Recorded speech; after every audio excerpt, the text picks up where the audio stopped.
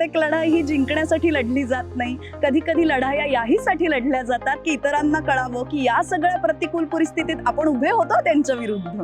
माझं म्हणणं आहे, कुणीही अमरत्वाचा पट्टा घालून आलेलं नसतं. ज्या गोष्टीची सुरुवात आहे त्याला मध्य आहे आणि शेवट आहे. आपण टीव्ही बघायला वेळ काढतो, आपण जेवायला वेळ काढतो, आपण सिनेमांना जायला वेळ काढतो, आपण फिरायला जायला वेळ काढतो, कारण आपल्या आवडीच्या गोष्टी असतात. ज्ञानी माणसाच्या श्वासाला सुद्धा ना सुगंध असायला पाहिजे. ज्ञानी माणूस जर आपल्या जवळ आला तर ज्ञानाचा दर्प नाही आला पाहिजे, सुगंध आला पाहिजे. मला लढणारी माणसं आवडतात, मला प्रवाहाच्या विरुद्ध पोहणारी माणसं आवडतात, मला उभी राहणारी माणसं आवडतात. म्हणजे अनेक वेळेला एअरपोर्टवर चेकिंग सुद्धा झाली आहे पावडरींमुळे. मला हे क्लिअर आहे, मी माझ्या मुलीची मैत्रीण नाही आणि मला व्हायचंही नाही. मला तिची आईच राहायचंय. मुलांची आणि पालकांची चालण्याची गती समान असली पाहिजे. तर मला काय करायचंय राजकारण, मला काय करायचं समाजकारण, मला काय करायचं बाहेर जगात काय चाललंय. माझ्या वडिलांनी मला स्वातंत्र्य दिलं, मी काय म्हणते दिलं, किंवा त्यांनी स्वातंत्र्य आपल्याला असतं ह्याची जाणीव करून दिली की आपण मुळात स्वतंत्रच आहोत, ती कोणी द्यायची गोष्ट नाही. म्हणजे वडील प्रोड्युसर नाहीत. हे वाक्य माझं फेमस आहे फार. माझा बाप प्रोड्युसर नाही. सध्याच्या राजकारणाबद्दल काय सांगायचं, मी उन्माद आहे सगळीकडे, क्रौर्य आहे, विकृती आहे आणि या सगळ्यातून आपल्याला तरुण जायचंय. त्यामुळे आपण ती जिद्दही ठेवली पाहिजे. मला राजाला मारेकरी म्हणावं वाटतंय. जेव्हा लोक मरतात राजाच्या आवाहनामुळे, तेव्हा तो बातम्या मारतो, आवाज मारतो, उसासे मारतो, लोकशाहीला. मी शिवरायांच्या भूमीतला, मी फुलेंच्या भूमीतला, मी शाहूंच्या भूमीतला, मी बाबासाहेबांच्या भूमीतला. हो, आपण त्यांच्या भूमीतलेच आहोत, त्यांच्या भूमिकेतले नाही, हेही सुतट वाटत राहतंय. न स्त्री स्वातंत्र्य अर्हती याचा अर्थ असा होतो की स्त्रीला कधीही स्वातंत्र्य नसतं. मात्र आज आपल्यासोबत एक अशी व्यक्ती आहे जी म्हणते मला वारशातच स्वातंत्र्य मिळालं. नमस्कार मंडळी, मी प्रज्ञा. महिला दिनविशेष भागात तुमच्या सगळ्यांचं न्यूज अनकटमध्ये स्वागत. मंडळी, आजच्या काळातील जी स्त्री आहे ती समाजानं घातलेली निरर्थक बंधनं झुगारून स्वतःच्या स्वप्नांची कवाडं खुली करत असते. रूढीवादी समाजानं ज्या एका विशिष्ट चौकटीत आयुष्य बांधलंय त्या आयुष्याला नवं आयाम देण्याचं काम ती करत असते. आणि आज अशीच एक व्यक्ती जिनं कलाक्षेत्रात, फक्त कलाक्षेत्रातच नव्हे तर लोकांच्या मनातही स्वतःचं एक वेगळं स्थान निर्माण केलेलं आहे. विनोदाची राणी, मराठवाड्याची मानसकन्या आणि सगळ्यांची प्रिय अशी प्राजक्ता हणमकर आज आपल्यासोबत आहेत. तर न्यूज अनकटमध्ये तुमचं मनपूर्वक स्वागत. खूप खूप धन्यवाद.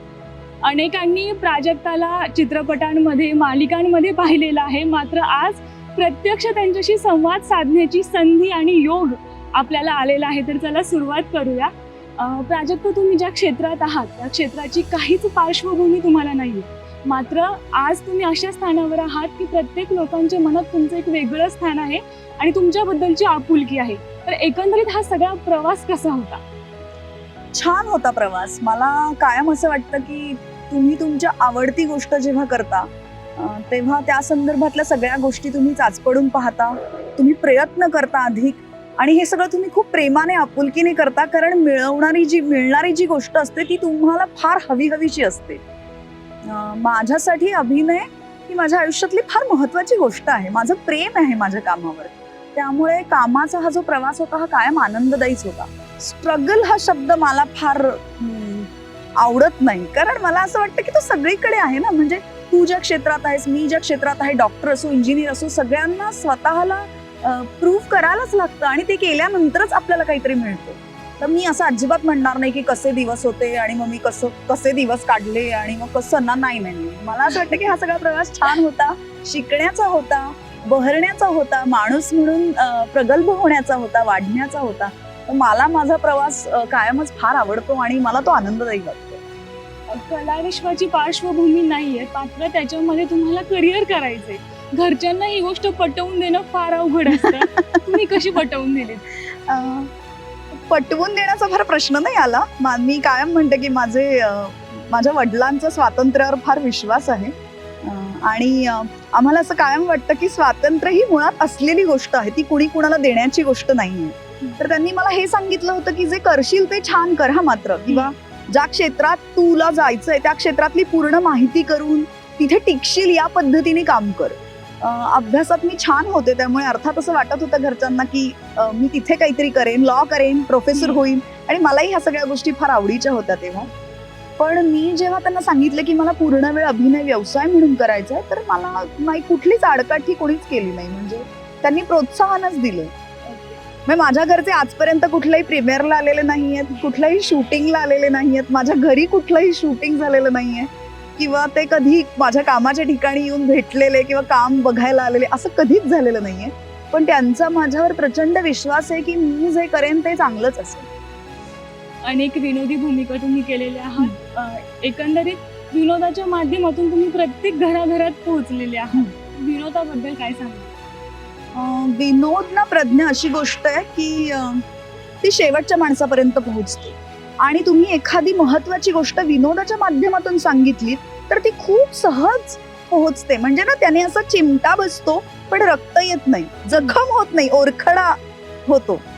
तर मला असं वाटतं की कुठलीही गोष्ट मला शेवटच्या माणसांपर्यंत पोहोचवायची आहे, म्हणजे क्लासला पण पोहोचवायची आणि मासला पण पोहोचवायची. तर विनोदासारखं उत्तम माध्यम नाहीये, खूप प्रभावी माध्यम आहे गोष्टी पोहोचवण्यासाठी, बदल घडवण्यासाठी, तो बदल चिरंतन राहण्यासाठी. मला विनोद ही गोष्ट फार महत्वाची वाटते. विनोद अत्यंत महत्वाचा आहेच आपल्या जीवनामध्ये. विनोदासोबतच तुम्हाला मराठवाड्याची मानसकन्या म्हणूनही ओळख मिळालेली आहे. नेमकी काय कहाणी आहे याच्या मला मागची? असं वाटतं की या गोष्टीतही विनोदाचं स्थान किंवा सहभाग खूप मोठा आहे. कारण मी एक कार्यक्रम करत होते, त्यात मी मराठवाड्यातल्या बोलीभाषेत बोलत होते आणि आता माझी ओळख तीच आहे. तर अनेक जणांना असं वाटायचं की ही मराठवाड्याची आहे, म्हणजे मी पुण्याची, हे मला ओरडून सांगावं लागतं. तर मी त्या प्रकारची सादरीकरणं जी आहेत ती जास्त मराठवाड्यात केलेली आहेत. त्यामुळे मराठवाड्यातले एकूण प्रेक्षकांना मी इतकी जवळची वाटत गेले की मराठवाड्यात गेल्यानंतर माझा उल्लेख मराठवाड्याची मानसकन्या म्हणून व्हायला लागला. आजही मी जेव्हा जेव्हा प्रहसन सादर करते तेव्हा माझा उल्लेख मराठवाडा बुलेट असंच लोक करतात आणि मला तो खूप हृदयाच्या जवळ वाटतो किंवा त्याने मला विशेष आनंद होतो प्रज्ञा. कारण ज्या मातीतलं, ज्या भूमीतलं माझं कुणी नाहीये, माझा जन्म तिकडचा नाहीये, माझं कुणी नातेवाईक नाहीये, तिथली आज मी मानसकन्या, ह्याच्यापेक्षा मोठं काय मिळायला हवं आयुष्यात, आणि हे सगळं मला विनोदाने दिलं. अर्थात ते तुमचं श्रेय आहे, कारण तुम्ही लोकांना तेवढे आपलंसं वाटता. त्याच्यामुळे आज लोक तुम्ही त्या प्रदेशाची नसतानाही तुम्ही कन्या आहे म्हणून त्यांनी तुम्हाला तुमचा स्वीकार केलाय. कलाकारांना अनेक कॉम्प्लिमेंट्स मिळत असतात, तर अशी कोणती कॉम्प्लिमेंट आहे का की जी तुमच्या लक्षात राहिली? हो, म्हणजे आणि ही ना मी बऱ्याच वेळेला सांगितली आहे आणि मला ही खूप विशेष वाटते. तुम्ही कुणाला तरी आपली मुलगी वाटणं. मला आमच्या घरातल्या लँडलाईनवर एकदा फोन आला आणि त्यांना मी हवी होते आणि मी फोन घेतल्यावर ते असं म्हणाले की आमची मुलगी लहानपणी जत्रेत हरवली आणि ती तूच असशील, तर तुला घ्यायला येऊ का? आणि तो फोन मराठवाड्यातून होता. तर मला असं वाटतं की इतकी मोठी गोष्ट आहे की कोणाला तरी तुम्ही त्यांची मुलगी वाटताय. ही कॉम्प्लिमेंट मला फार महत्वाची वाटते. कारण ही काय म्हणतात, माझ्या प्रेक्षकांकडून, सामान्य माणसाकडून, जो मला बघतोय पाहतोय त्याच्याकडून आलेली आहे. त्यामुळे ती फार जवळची आहे. बोली भाषेत तुम्ही काम करता जसं तुम्ही आता सांगितलं, आणि तुम्ही पुण्याचे असल्यामुळे पण, आणि तुमची दैनंदिन जीवनाची भाषा पण प्रमाण भाषा आहे. तर बोली भाषा आणि प्रमाण भाषा याबद्दल काय विचार आहेत तुमचे? ह्यावर मी डोकं आपटून झालंय ना. ह्या दोन वेगळ्या गोष्टी आहेत. म्हणजे आता माझं एक रील पण फिरतोय, तू पाहिलं असशील, की ह्या दोन वेगळ्या गोष्टी आहेत. जेवढी प्रमाण भाषा गरजेची आहे तेवढ्याच बोली गरजेच्या आहेत, आणि ह्या बोलींनी आपल्या भाषेला समृद्ध केलंय. तुमच्या भाषेत जितक्या अधिक बोली तितकी तुमची भाषा अधिक समृद्ध, नाही का? कारण त्या बोलीतले वाक्प्रचार, त्या बोलीतले शब्द, म्हणजे तुमचा शब्दांचा साठा साहजिकच वाढतो. तर माझं बोलींवर विशेष प्रेम आहे आणि मी तर बोलीमुळे मोठी झालेली मुलगी असं मी कायम म्हणते. आता मी कायम म्हणते की मला भाषा शुद्ध अशुद्ध आहे असं काही वाटत नाही. माझा शब्द येतो की ते काही तूप आहे का शुद्ध अशुद्ध असायला. ती भाषा आहे. मला एखाद्या भूमिकेची गरज आहे, म्हणजे कुठल्याही अभिनेत्याला एखाद्या भूमिकेची गरज म्हणून प्रमाण भाषा बोलायची, तर ती छानच बोलली गेली पाहिजे. पण एरवीच्या आयुष्यात मला असं वाटतं तुम्ही तुमच्या बोलीत बोललं पाहिजे. तुमची तुमची बोलण्याची भाषा घरात वापरली पाहिजे. आणि भाषा आहे ना, म्हणजे मी इंग्रजी माध्यमाच्या शाळेत शिकते म्हणून मी मारून मुटकून माझ्या मुलीला घरी इंग्रजी बोलायला लावावं, हा मला जरा बाळबोधपणा वाटतो. ती भाषा आहे ना, ती भाषा म्हणून शिकते. आपण जेव्हा आपल्या मी मातृभाषेत शिकलेली मुलगी आहे, तर आपण जेव्हा मातृभाषेत शिकतो, मला असं वाटतं तेव्हा त्या संकल्पना अधिक चांगल्या पद्धतीने आपल्यापर्यंत पोहोचतात. आतापर्यंत तुम्ही अनेक भूमिका केलेल्या आहेत, तर कोणती अशी भूमिका की जी तुम्हाला फार आवडली आहे आणि कोणती मालिका आणि चित्रपट असे आहेत का जे इतरांपेक्षा तुम्हाला जास्त आवडले? खूप भूमिका काय म्हणतात माझ्या जवळच्या आहेत, पण चित्रपट आत्तातला म्हणशील तर बस्ता नावाचा माझा चित्रपट होता, त्यातली भूमिका मला फार आवडते, कारण ती माझ्यासारखी खमकी भूमिका आहे एकदम, आणि ती प्रेक्षकांनाही फार आवडली होती. दुरळामधला माझा एक सीन फिरतोय, प्रसाद ओक आणि माझा, तो सीन मला अत्यंत आवडतो. माझी पुणेरी मिसळ नावाची एक सिरियल होती, त्या सिरियल मधला रोल मला फार आवडतो आत्ताही. आणि आता मी एक झीची फिल्म केली आहे जी 1 मेला येणार आहे, तर त्यातला रोल अत्यंत वेगळा आहे. आता थांबायचं नाही नावाचा चित्रपट आहे आणि त्यातली माझी भूमिका अत्यंत वेगळी आहे, मी ज्या नेहमी भूमिका करते त्यापेक्षा. तर मला फार उत्सुकता आहे आणि ती भूमिका करतानाही मला फार मजा आली आहे. जसं की तुम्ही आता सांगितलं, तुम्ही वेगवेगळ्या प्रकारच्या भूमिका करत असता. एखादी भूमिका निवडण्यासाठी तुम्ही कोणते निकष लावता? माझे वडील प्रोड्युसर नाहीत. हा famous हे वाक्य dialogue माझं आहे. फेमस आहे फार. माझा बाप प्रोड्युसर नाही, पण खरंच अगं सुरुवातीला म्हणजे ही मुभाच नव्हती की हे तुला करायला आवडतंय का, ते तुला करायला आवडतंय का. मी कायम म्हणते की माझ्याकडे ज्या ज्या भूमिका आल्या त्या प्रामाणिकपणे जीव ओतून त्यांच्यावर अत्यंत जीव लावून मी केल्या, आणि त्यामुळे मला कामातून कामं मिळत गेली. हा आत्ता मी असं आहे की मी भूमिका निवडू शकते, हो नाही म्हणू शकते, पण मग भूमिका पाहताना मी लांबी रुंदीपेक्षा खोली पाहते.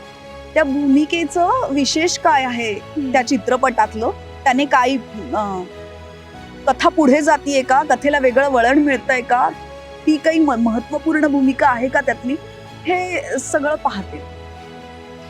असंच एक चित्रपट तुम्ही आता एवढ्यातच केला होता, राजकारण गेलं मिशीत.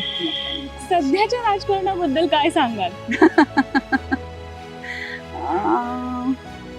सध्याच्या राजकारणाबद्दल काय सांगायचं, मी उन्माद आहे सगळीकडे, क्रौर्य आहे, विकृती आहे, आणि या सगळ्यातून आपल्याला तरुण जायचंय. त्यामुळे आपण ती जिद्दही ठेवली पाहिजे. आणि मी अजिबात निराशावादी नाहीये, पण आणि माझा सामान्य माणसावर आजही खूप विश्वास आहे. आणि मला असं वाटतं की एकदा सामान्य माणसाने ठरवलं तर तो कुठल्याही हुकुमशहाचं तख्त उलटवून लावू शकतो. वीरेंद्र भाटी यांची एक कविता आहे ज्याचा भरत यादवांनी अनुवाद केलाय. त्याच्या ओळी अशा आहेत प्रज्ञा की मला राजाला मारेकरी म्हणावं वाटतंय, जेव्हा लोक मरतात राजाच्या आवाहनामुळे, तेव्हा तो बातम्या मारतो, आवाज मारतो, उसासे मारतो, लोकशाही मारतो. मला असं वाटतं आत्ताची परिस्थिती ह्यापेक्षा काही वेगळी नाहीये. किंवा आमचा कवी इंद्रजित घुले म्हणतो की मी सतत म्हणतो, मी शिवरायांच्या भूमीतला, मी फुलेंच्या भूमीतला, मी शाहूंच्या भूमीतला, मी बाबासाहेबांच्या भूमीतला. हो, आपण त्यांच्या भूमीतलेच आहोत, त्यांच्या भूमिकेतले नाही, हेही सतत वाटत राहतं. म्हणजे फक्त ही नावं घेऊन काही होणार नाहीये. त्यांनी खरंच काय सांगितले ते आपण करतोय का? पण म्हणून मी निराशावादीही नाहीये. रवीश कुमार म्हणतो तसं मला असं वाटतं की प्रत्येक लढाई ही जिंकण्यासाठी लढली जात नाही, कधी कधी लढाया याहीसाठी लढल्या जातात की इतरांना कळावं की या सगळ्या प्रतिकूल परिस्थितीत आपण उभे होतो त्यांच्या विरुद्ध. किंवा गांधीजी सांगतात तसं की मला जेव्हा जेव्हा निराश वाटतं तेव्हा मी मागे वळून पाहतो आणि मला कायम दिसतं की विजय सत्य आणि प्रेमाचाच झालाय.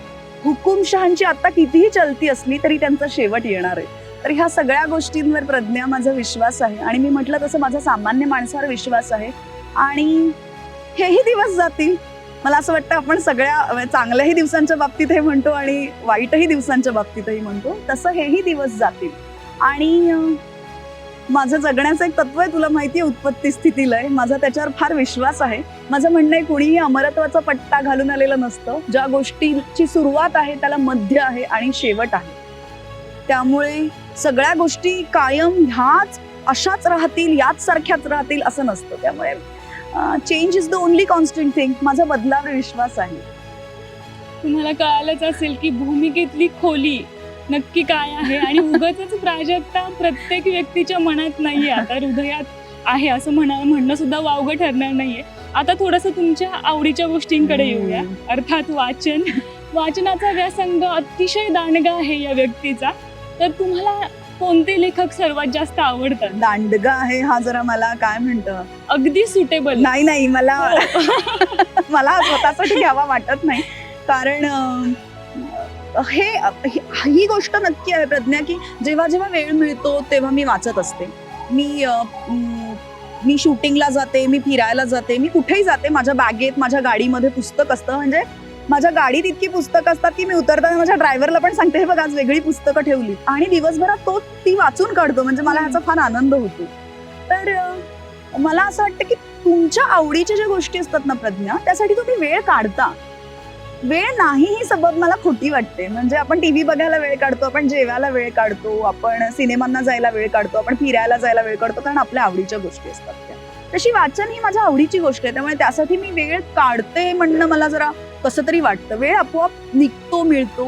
म्हणजे अगदी काही नाही झालं ना, तर माझी मुलगी झोपल्यानंतर 1 तास मी वाचत बसते आणि मग मी झोपायला जाते. असं करते. अगदी काही नाही दिवसभरात शक्य झालं तर. माझे आवडते लेखक तर काय आता, म्हणजे संपूर्ण महाराष्ट्राला माहिती आहेत. ज्ञानतपस्वी आह साळुंखे सर, माझ्यावर त्यांचा विशेष प्रभाव आहे आणि त्यांची पुस्तकं माझ्या विशेष आवडीची आहेत. ते सोडून मी इतर कोणी वाचत नाही का, तर असं अजिबात नाहीये. मी ते सोडून इतर अनेक लेखक वाचते, अनेक पुस्तकं वाचते. पण माझ्या हृदयाच्या जवळ जर कोण असेल किंवा ज्यांच्या तत्वांना मी मानते किंवा ज्यांना मी माझं मार्गदर्शक म्हणते, ते तात्या आहेत आमचे आह साळुंखे सर. त्यांची म्हणजे अशी कोणती पुस्तकं आहेत की जी तुम्ही एकदा वाचलीत पण तरीही तुम्हाला परत परत वाचावी वाटली आणि पुस्तकं वाचून त्या लेखकाला सगळ्यात अगोदर भेटावं असं वाटलं? तात्यांच्याच बाबतीत असं झालं होतं. म्हणजे मी हा किस्सा आधीही सांगितलाय की मी गरोदर असताना मला तात्यांना भेटण्याचे डोहाळे लागले 7व्या महिन्यात, आणि मी त्यांना भेटून आले. आणि ती तीव्रता इतकी होती की मी स्वतःला थांबवू शकले नाही. तात्यांची अनेक पुस्तकं आहेत जी तुम्ही अनेक वेळा वाचता आणि त्यातून तुम्हाला नवे नवे संदर्भ कळत जातात. विद्रोही तुकाराम आहे, सर्वोत्तम भूमिपुत्र गौतम आहे, चांदण्यात भिजायचं राहू नये म्हणून आहे, तुझ्यासह तुझ्या विना आहे, जे त्यांनी त्यांच्या पत्नीवर लिहिलेलं पुस्तक आहे. सो हा सगळा खजिना, आणि या सगळ्या पुस्तकातून तुम्हाला नव्याने गोष्टी सापडत जातात. आणि तात्यांमुळे काय झालं, तर तात्यांमुळे ना, मी असं म्हणू शकत नाही मी नम्र आहे, पण आपण नम्र व्हावं ह्या दिशेने तरी माझा प्रवास सुरू झाला. तात्यांच्या बाबतीत मी कायम म्हणते असं की कणखर लिहिणारे मऊ हात आहेत ते. इतकं सगळं असं छान खंबीरपणे मांडून सुद्धा तू जर त्यांना भेटलीस तर अत्यंत मातृहृदयी आहेत तात्या. इतके गोड स्वभावाचे आहेत ते. आमच्याच आता आपल्या धडावर आपलंच डोकं असेल किंवा गुलामही होऊ नये, उद्दामही होऊ नये, ह्यासारखी जी त्यांची वाक्य आहेत किंवा ह्यासारखी जी पुस्तकांची शीर्षक आहेत, ती आता आमच्या आयुष्य जगण्याची तत्व झालेली आहेत. म्हणजे तात्या असं म्हणतात की ज्ञानी माणसाच्या श्वासाला सुद्धा ना सुगंध असायला पाहिजे. ज्ञानी माणूस जर आपल्या जवळ आला तर ज्ञानाचा दर्प नाही आला पाहिजे, सुगंध आला पाहिजे. किंवा ज्ञानाने ना तुम्हाला नम्र केलं पाहिजे, ज्ञानासोबत तुमच्या कडे विनय आला पाहिजे. तर ह्या गोष्टी आता आयुष्यात कधी येतील मला माहित नाही, पण ह्या गोष्टींच्या सहवासात राहता येते आपल्याला, ही मला फार महत्वाची गोष्ट वाटते. त्यामुळे तात्या आह साळुंखे सर माझ्या जगण्याचा एक महत्वाचा भाग आहे. अजून असे कोणते लेखक आहेत की ज्यांना भेटायचं राहून गेले आणि आता भेटायचंय त्यांना? असे बरेच आहेत, पण मी भुरा डॉक्टर शरद बाविस्करांची भुरा हे आत्मकथन वाचलं आणि माझी लगेच त्याच आठवड्यात त्यांच्याशी भेट झाली. तर हा एक विशेष प्रसंग मला सांगावा असा वाटतो. आणि छान आत्मकथन आहे.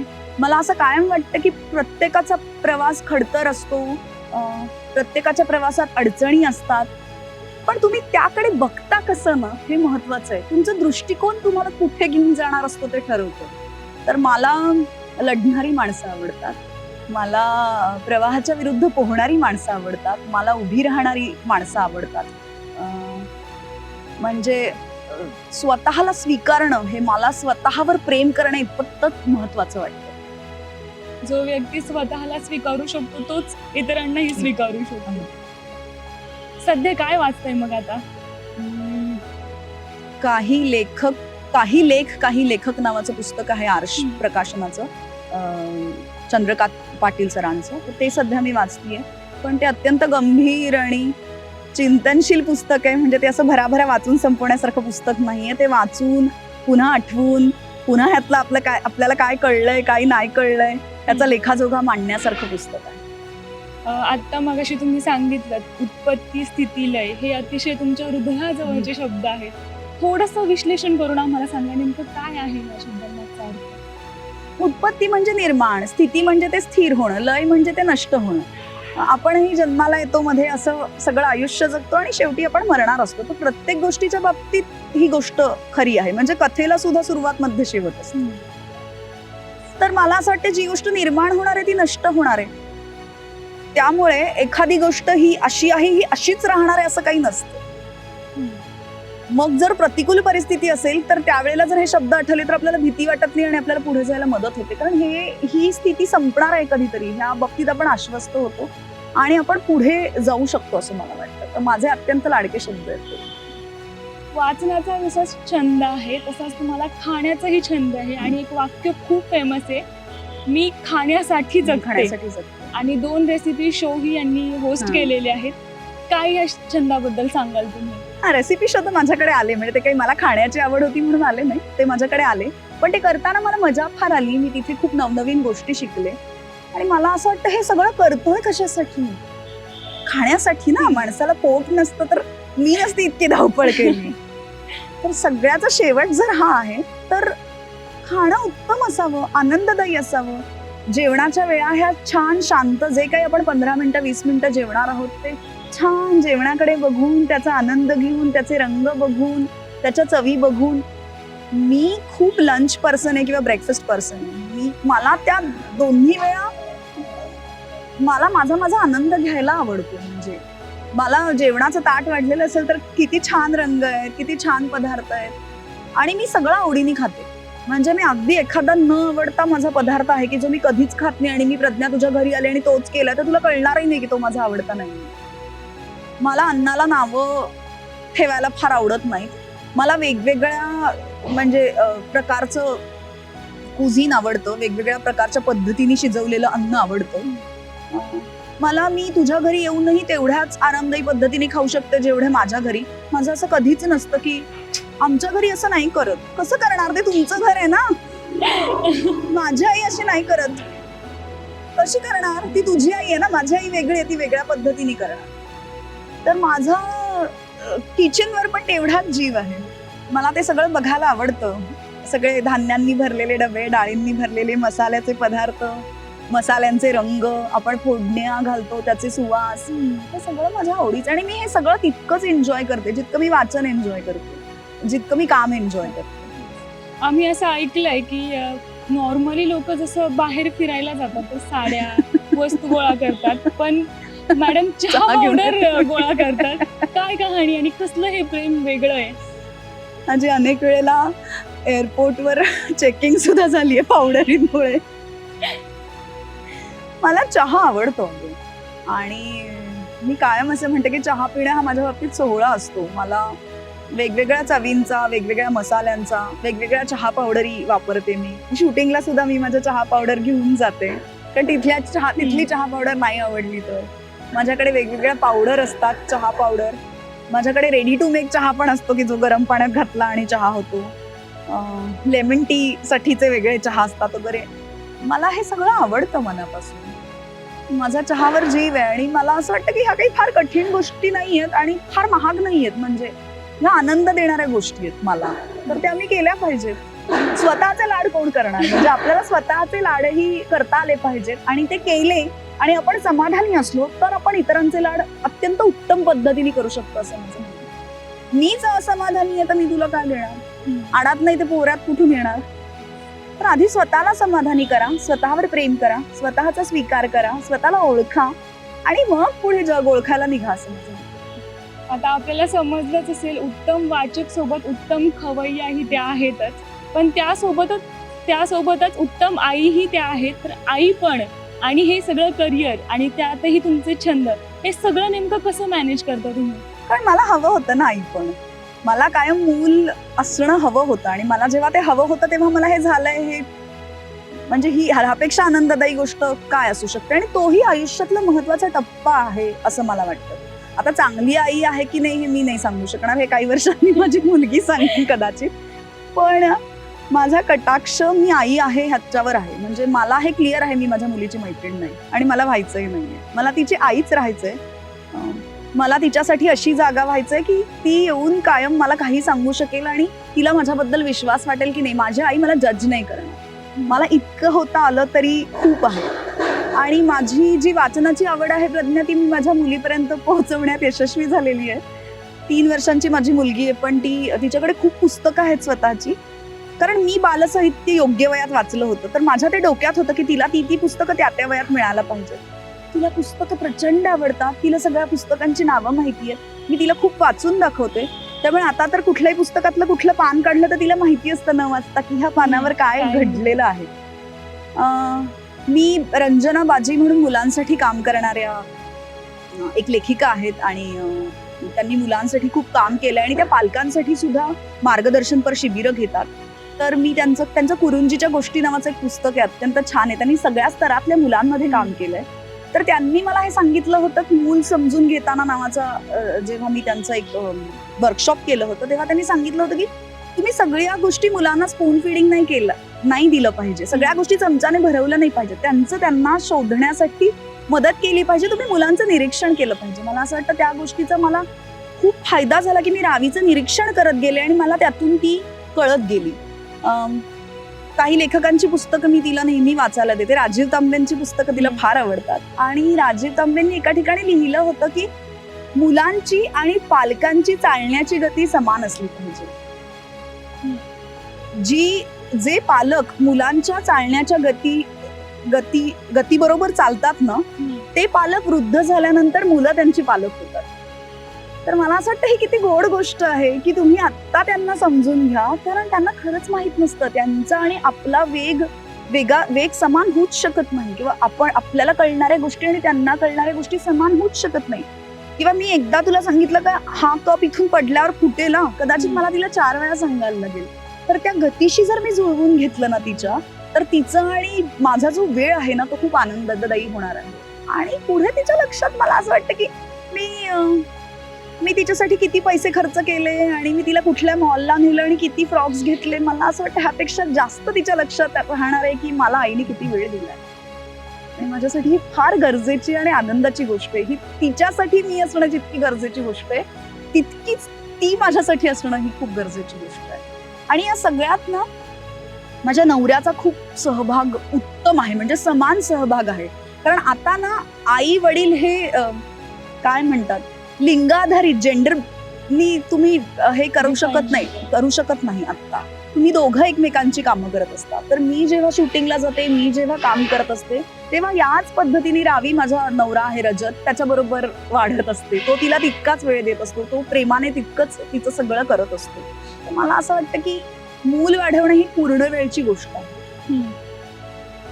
मला मूल हवंय पण मला ह्या सगळ्यासाठी वेळ नाही, तर जरा गंभीरतेने ह्याचा विचार आपण करायला हवा. कारण हे सगळंच पाया आहे ग, हेच लक्षात राहणार आहे. मी माझ्या प्रत्येक कामानंतर तिला घेऊन कुठेतरी फिरायला जाते किंवा कुठेतरी जाते किंवा घरात तिच्या बरोबर वेळ घालवते किंवा चित्र काढते किंवा खाली हिंडायला जाते किंवा झाडं पानांबरोबर आम्ही खेळतो किंवा गोष्टीची पुस्तकं घेऊन बसतो किंवा आम्ही गप्पा मारतो किंवा आम्ही प्राण्यांबरोबर खेळतो. तुम्ही वेळ दिला पाहिजे. मुलांना वेळ देणं हे अत्यंत गरजेचं आहे. सगळ्या पालकांनी आदर्श घ्यावा नाही ग, अशा मला खूप शिकायचंय. अर्थातच तुम्ही चांगली आई नक्कीच होणार, आम्हाला तरी खात्री वाटते. आईपणानंतर परत करिअरमध्ये कमबॅक करताना कोणत्या अडचणी आल्या? अडचणी आल्या असं मी नाही म्हणणार आणि म्हणे नाही, कारण अडचणी आल्याही आणि नाहीही. कारण अडचणी ना मला मानसिक स्तरावर आल्या. कारण आई म्हणून सोडून जाणं तिला, ती दिसणार नाहीये अख्खा दिवस आपल्याला, हे माझ्यासाठी खूप जड होतं. तर ह्या बाबतीत मला थोडं स्वतःवर काम करायला लागलं. पण मला सपोर्ट छान होता. माझा नवरा होता कायम माझ्या बरोबर, माझी आई होती कायम माझ्या बरोबर, रावीला सांभाळणाऱ्या मदतनीस होत्या कायम माझ्या बरोबर. तर मी ना एक छान असं काय म्हणतात भिंत उभी केली होती तिच्यासाठी, आणि ती सुरक्षित होती खूप ह्याची मला खात्री होती. त्यामुळे मी काम मोकळेपणाने करत होते. पण मला थोडं सेपरेशन एन्झायटी तिला जशी होती तशी सुरुवातीला मला होती. मी ती 9 महिन्याची असताना पहिलं प्रोजेक्ट केलं. तर तेव्हा मी, माझी आई, माझा नवरा, रावी असे आम्ही सगळे जायचो शूटिंगला. आणि मग शूटिंगच्या लोकेशनच्या शेजारी फ्लॅट होता आणि मी दर 2 तासांनी तिला फीडिंग करायला जायचं. सो हे सगळं केलेलं आहे. आणि मग नंतर 1.5 वर्षाची झाल्यापासून ती छान राहायला लागली मला सोडून, आणि आता ती छान राहते. म्हणजे आता मी येताना तिला सांगून आले की मी काम पटकन करून आले. आता ती ओके असते. पण तिला मी काय करते हे अजून माहित नाही. तिने मला अजून स्क्रीनवर पाहिलेलं नाही. तिला आई शूटिंग करते हे माहितीये, पण म्हणजे काय हे नाही. अच्छा. विनोदी अभिनेत्री म्हणून तुम्ही प्रत्येकाच्या घरात, हृदयात स्थान मिळवलेलं आहे. विनोदापलीकडेही आपल्या रिअल लाईफमध्ये तुम्ही तेवढ्याच ठाम, खमक्या, स्पष्ट वक्ते आहात. तुम्ही तुमची भूमिका तेवढ्याच स्पष्टपणे मांडता. ही प्रेरणा कुठून येते? मला असं वाटतं मी मुळात खमकी मुलगी आहे अगं. आणि म्हणजे माणसा भेद करणारं कुणीही आणि काहीही मला आवडू शकत नाही. ह्या बाबतीत मी ठाम आहे. अनेकदा ना माणसं आपल्या मनाविरुद्ध गोष्टी करतात कारण त्यांना कसली भीती असते.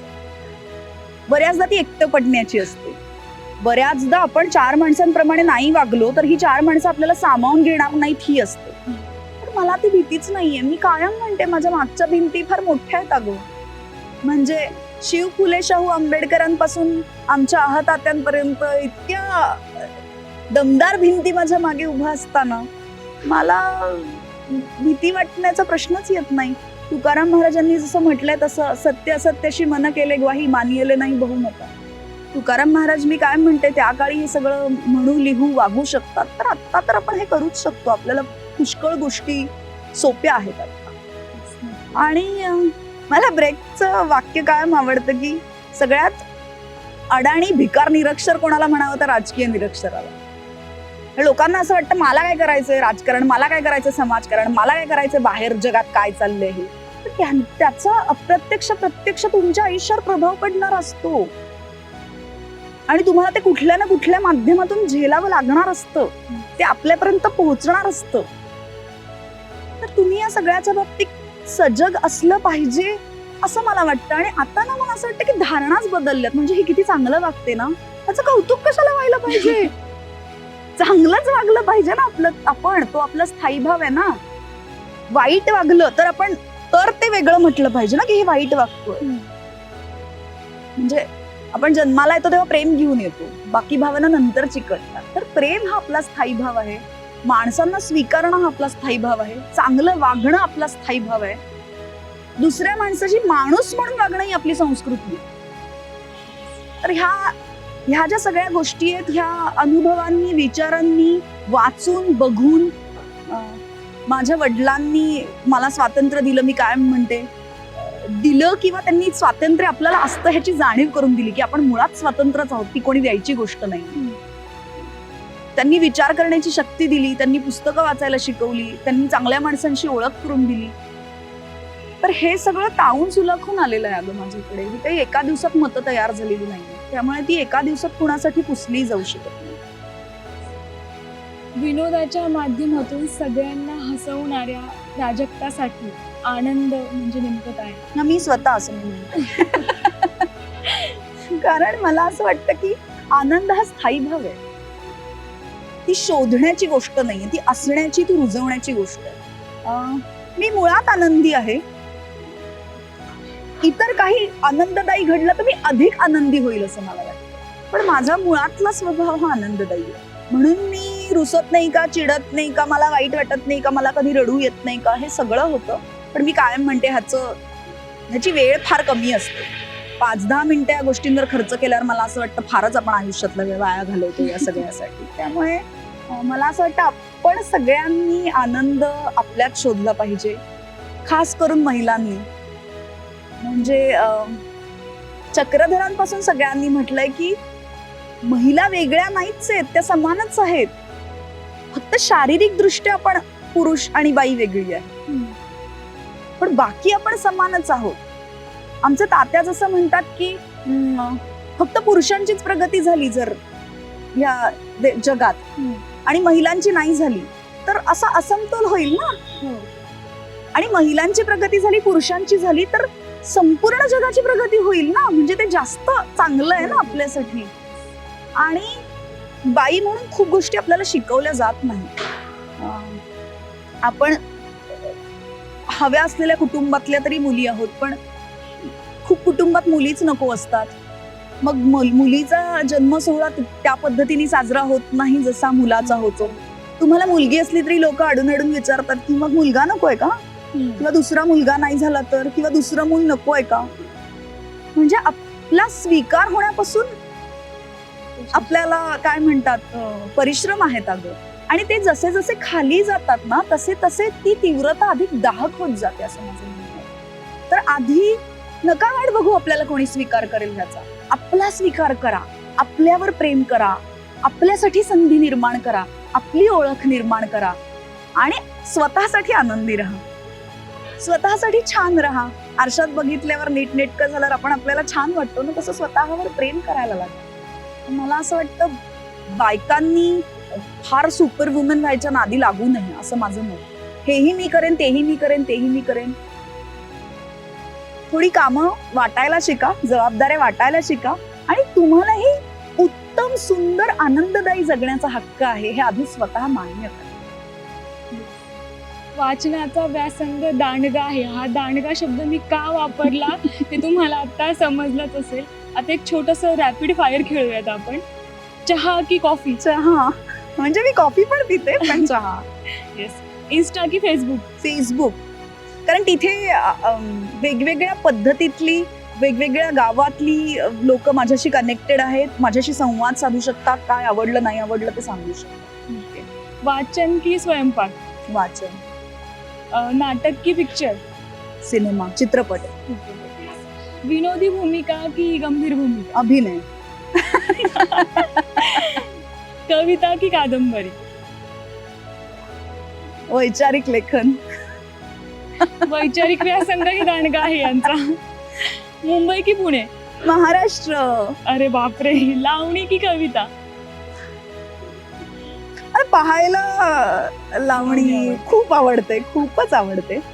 पण मला काही कवींच्या कविताही फार आवडतात. हा थोडा ट्रिकी प्रश्न आहे. मंडळी, विनोदी भूमिका करणारी, हसवणारी प्राजक्ताने तर प्रत्येकाच्या मनात, हृदयात एक छाप पाडलेली आहे. मात्र प्रत्यक्षात प्राजक्ता काय आहे हे जेव्हा तुम्ही ऐकाल तेव्हा ही प्राजक्ता ही तुमच्या मनात नक्कीच आपलं एक वेगळं स्थान निर्माण करेल याची खात्री मला आता वाटतेय. प्राजक्ता, तुमच्या अमूल्य वेळेतून वेळ काढून तुम्ही आम्हाला वेळ दिलात त्याबद्दल मनपूर्वक आभार. तुझे खूप खूप धन्यवाद. मी कायम हे मुलाखतींच्या बाबतीत म्हणते की कधी कधी आपल्याला असं वाटतं अरे आपण काहीच केलेलं नाहीये का, तर मग तेव्हा कोणीतरी मुलाखत घेतल्यावर असा मागोवा येतो आणि मग आपल्याला वाटतं नाही नाही केलंय आपण आणि पुढे जायला संधी आहेत आणि आयुष्य आनंददायी आहे. मनपूर्वक आभार. खूप खूप धन्यवाद.